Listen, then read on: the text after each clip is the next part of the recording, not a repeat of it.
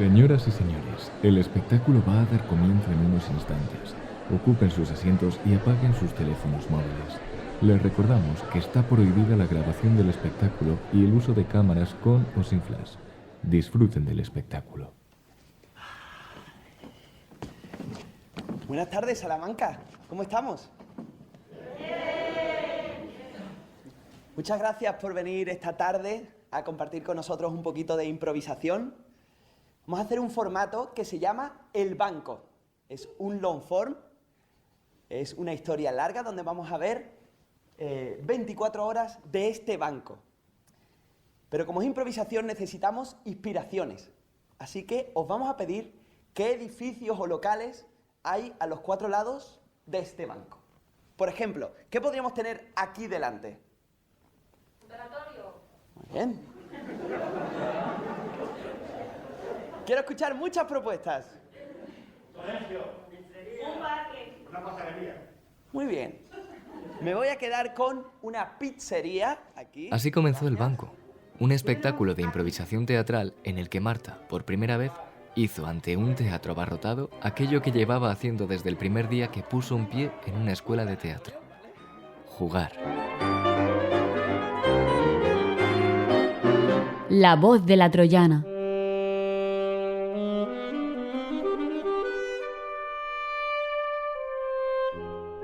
¿Cómo es una boda? Oye, ¿tú lo sabes?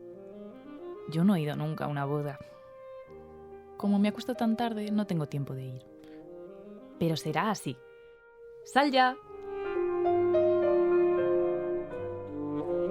Episodio 1.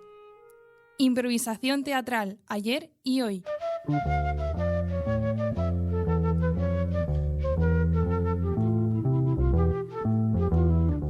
La improvisación teatral es una herramienta fundamental para formar a actores y actrices profesionales. Por ello, antes de descubrir que esos juegos se podían llevar directamente a un público, Marta ya los conocía bien. Cuando yo entré en la escuela de arte dramático, me acuerdo que en el primer año que estuvimos hicimos un montón de improvisación que yo no sabía que incluso esos juegos se utilizaban en la formación de improvisadores e incluso juegos que se llevan directamente a escena con un público. Es decir, escenas que directamente va a haber un público que están totalmente nuevas en ese momento, que nunca se han hecho, que nunca se han dicho en los mismos parlamentos.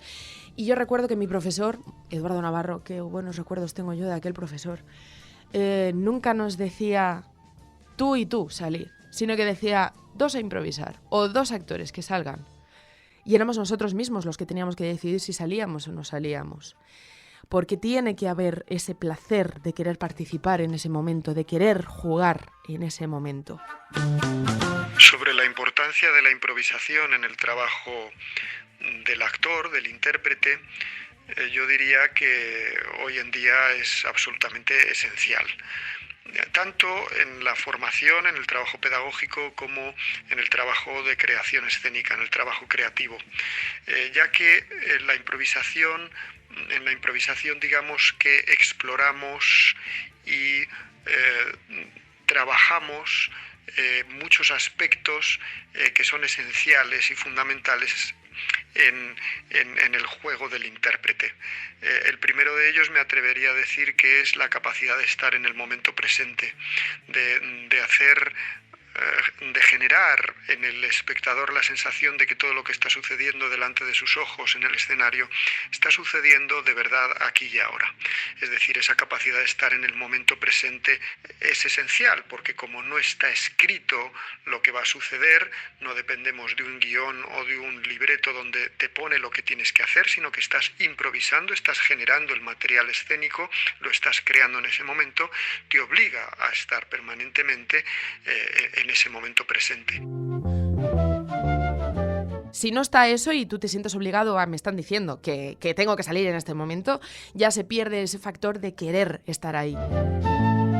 Como dicen Marta y Eduardo, un improvisador tiene que estar en el momento presente y tiene que estar ahí queriendo jugar, disfrutar. Ese era el punto de partida que tomaba Eduardo para pedir a 2 improvisadores que salieran a improvisar. Y ni siquiera nos decía qué es lo que íbamos a hacer.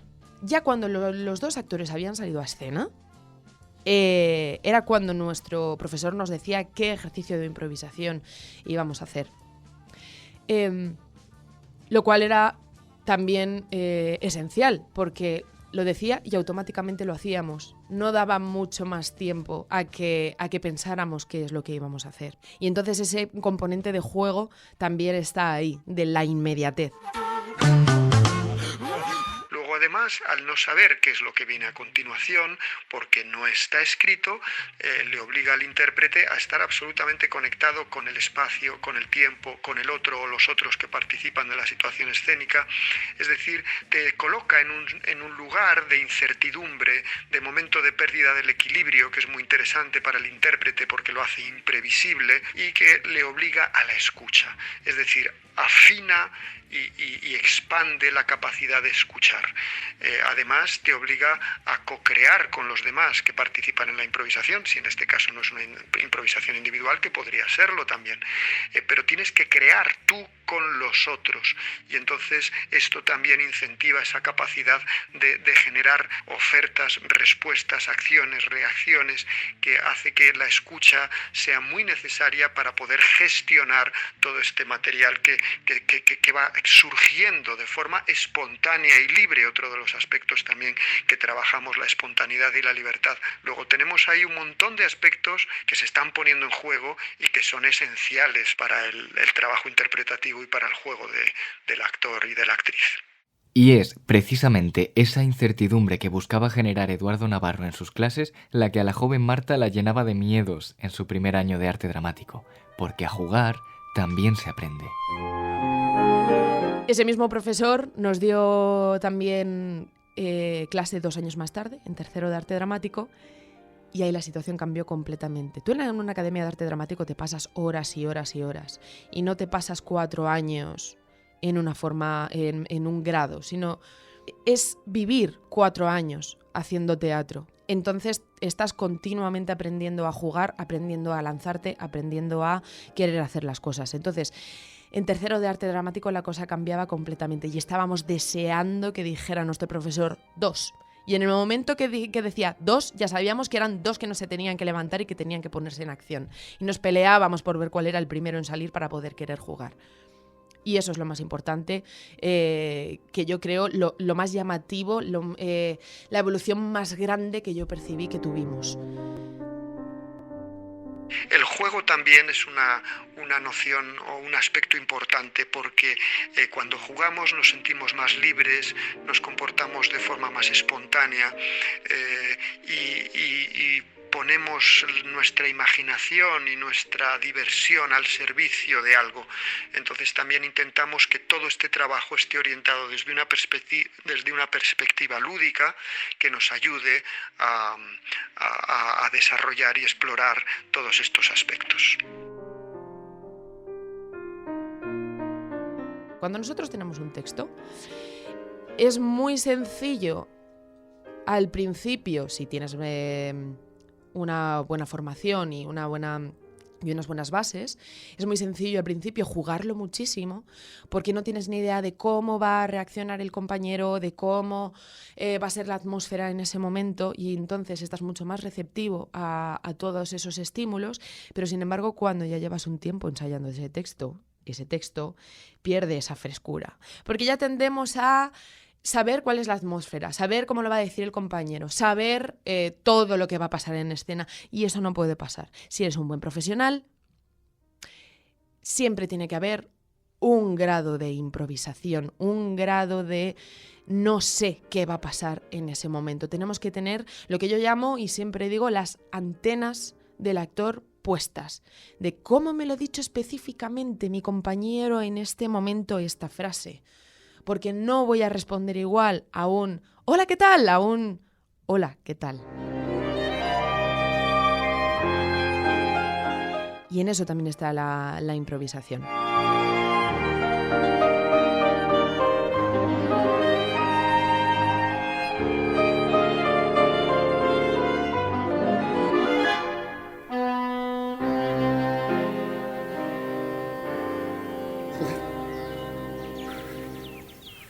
¿Cuándo coño abren la iglesia?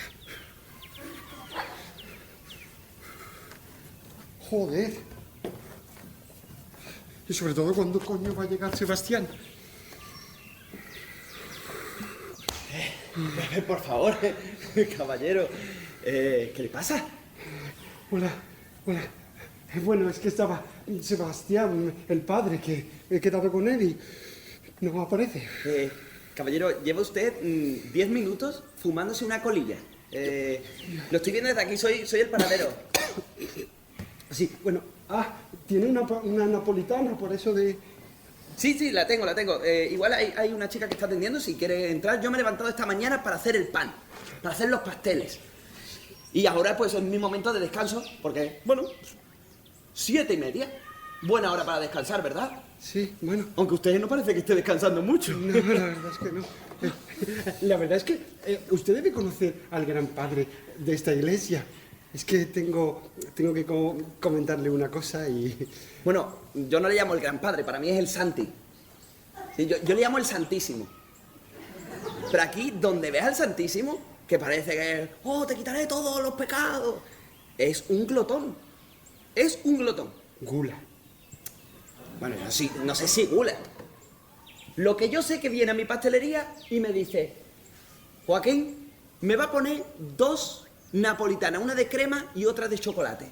La hace así, como si fuera un bocadillo y se las come. Espectáculos de impro, tal y como los conocemos hoy en día, no se encuentran en la historia del teatro antes de mediados del siglo XX. No obstante, improvisar en escena es algo un poco más longevo. La improvisación existe en el teatro desde el siglo XVI con la comedia del arte. La comedia del arte es un estilo de teatro que se hacía en Italia en el siglo XVI, donde los personajes estaban muy marcados, porque uno era Pantalone, otro era Arlequín, otro era Dottore. Hay un montón de... Si alguien tiene curiosidad, en internet se encuentra perfectamente todos los tipos y cómo estaban tipificados todos los arquetipos de personajes que se podían jugar. Incluso los actores tenían cada uno designado cuáles eran sus fuertes, cuáles eran sus personajes fuertes. Pero todo lo demás estaba improvisado. La acción, lo que pasaba en escena, estaba improvisado. ¿Qué pasa? Que tenemos muy poca información al respecto precisamente porque no hay... la mayoría de las cosas que se hacía en aquel tipo de teatro no están escritas. Pero como es habitual, un arte demasiado libre no casa bien en todos los periodos históricos, y lo que empezó como una comedia improvisada terminó por tomar otro rumbo. Así lo cuenta Berta Monclús. Y ellos lo que hacían es improvisar todo el rato y jugar. Lo que pasa que lo dijeron, uy, esto es demasiado peligroso, vamos a escribir los textos. Y ya que los mismos personajes tengan siempre los mismos textos, porque realmente tú tener a 4 actores o actrices en escena en plena libertad y que tú no sepas ni qué van a decir ni qué hacer, también da bastante vértigo, ¿no? Porque nosotros es que salimos ahí y tenemos libertad absoluta, nadie puede censurar nada de lo que vamos a hacer ni decir.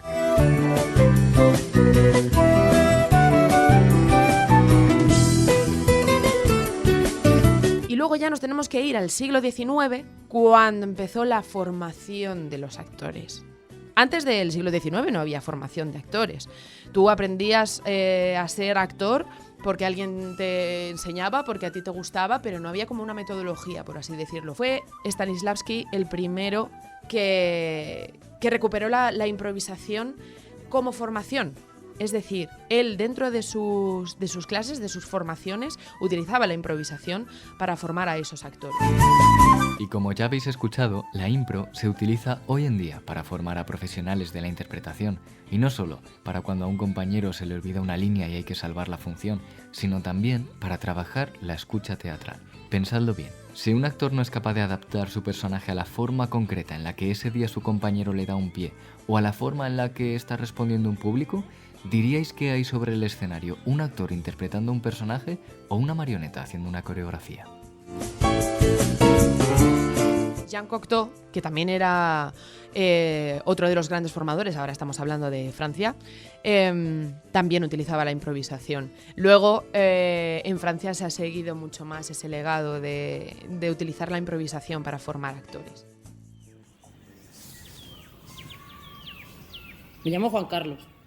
Llevo 4 años viviendo por aquí, desde que mi novia murió. La última vez que la vi fue en aquel tanatorio. Y desde entonces, mi vida no tiene sentido. Juan Carlos, ¿qué hemos hablado? No puedes venir aquí todos los días, te vas a hacer más daño. Ya lo sé, hermana, pero... se hace muy complicado. Ya lo sé, Juan Carlos, pero no sé, cuando te pase esto puedes llamarme, lo sabes perfectamente, no tienes por qué venir aquí, llámame, ven a mi casa, hablamos.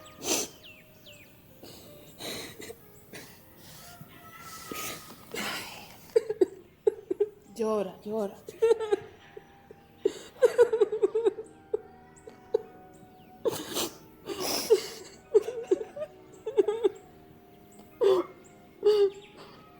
Sé que la querías mucho. Echo de menos a Laura. Todos los días de mi vida.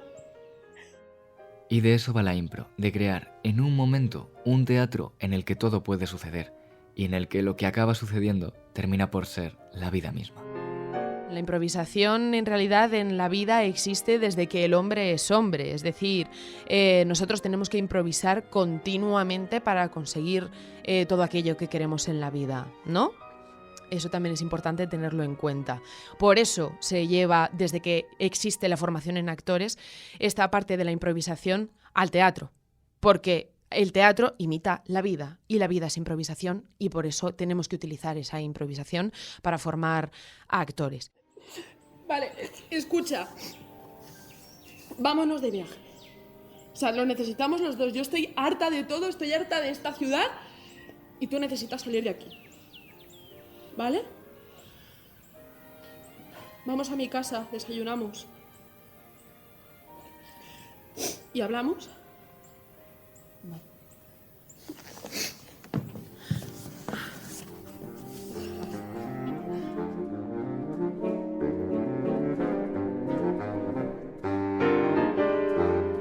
En Estados Unidos, Viola Spolin sí que utilizaba la improvisación a nivel pedagógico y ella reflexionó sobre por qué era importante la improvisación en los actores, pero fue su hijo realmente el que lo llevó a la escena.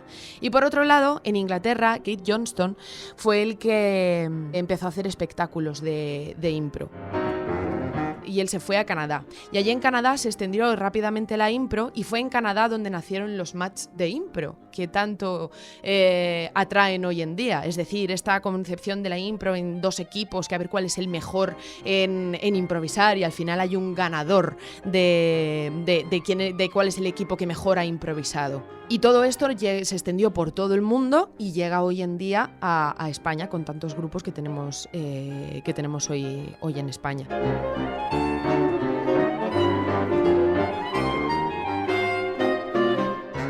Yo creo que la impro en España es muy bebé todavía, o sea, como que está, pues llevará 30, 40 años, las compañías más longevas son Imprevis. Sí. Yo creo aquí en España, que empezaron ellos a hacer el rollo papelito, títulos y empezar a crear escenas improvisadas. Y luego ya vamos un poco, pues está Impro Madrid, está Yami, que ya llevan 25 y ya un poco luego todos los demás. Efectivamente, la impro en España no cuenta con largo recorrido todavía, pero como nos ha contado Marta, por joven que sea dentro de la historia del teatro en su conjunto, la improvisación teatral como disciplina ya cuenta con alguna que otra cana. Y sin embargo, todavía habrá quien la mire por encima del hombro. Berta Monclús lo tiene claro. Lo que pasa que yo creo que la impro ahora todavía académicamente o intelectualmente sigue siendo una cosa como la hermana menor del teatro, ¿no? Porque aparte está muy vinculada a un juego muy verdaderamente placentero, a la comedia, que la comedia también ha sido un poquito denostada generalmente. Entonces está ahí en la pelea. Lo que pasa que, o sea, más tarde o más temprano la gente se va a rendir ante la impro porque es absolutamente maravillosa. El público enloquece, se crea una comunidad maravillosa y luego eso, que no necesita más nada que actores y actrices queriendo contar. Entonces, pues esta idea del teatro pobre, que nos ponemos ahí en cualquier lugar, en cualquier parte y ya la técnica nos sostiene para estar haciendo. La voz de la Troyana, un podcast dirigido por Marta Igelmo y Andrés Maldonado.